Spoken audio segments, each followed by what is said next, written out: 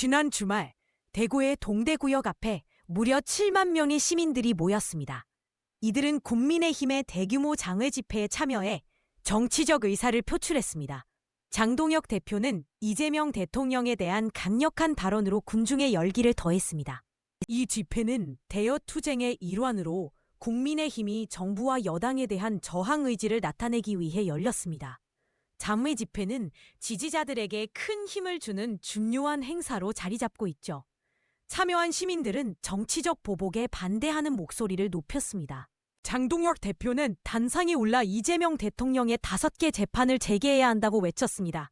그는 이재명이 헌법 위에 군림하고 있다고 주장하며 독재를 막아야 한다고 강조했습니다.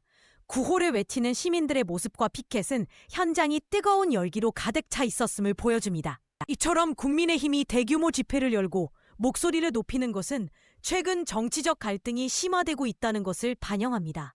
장동혁 대표가 민주당 정청래 대표를 향해 정치 테러 집단 수괴이며 이재명 김어준의 똘만이라 표현한 것은 정치적 긴장을 더욱 고조시켰습니다. 이번 집회는 자유한국당 시절 이후 5년 8개월 만에 열리는 대규모 장외 투쟁입니다. 앞으로도 국민의힘은 이러한 집회를 지속적으로 열며 정부에 대한 압박을 강화할 것으로 보입니다. 이는 정치적 흐름에 중요한 영향을 미칠 수 있습니다.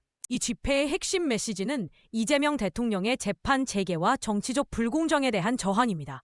참가자들은 자유민주주의 수호를 위해 힘을 모으고 있으며 이러한 메시지는 앞으로의 정치적 상황에도 큰 영향을 줄 것입니다.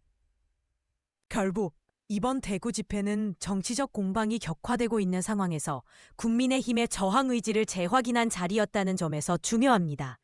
다양한 정치적 의견이 모여있는 가운데 과연 앞으로 어떤 변화가 일어날지 주목해야겠습니다.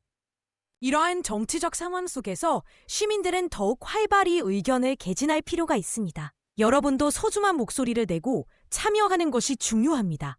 앞으로의 정치적 변화에 귀 기울이며 함께 고민해 봅시다.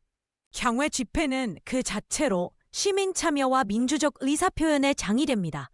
대구에서의 이번 집회처럼 시민들이 모여 목소리를 내는 것의 의미를 되새기는 계기가 되어야 합니다.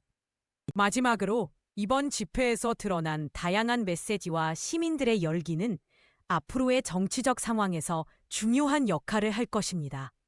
모든 시민이 정치에 참여하고 목소리를 내는 것, 그것이 진정한 민주주의의 시작입니다.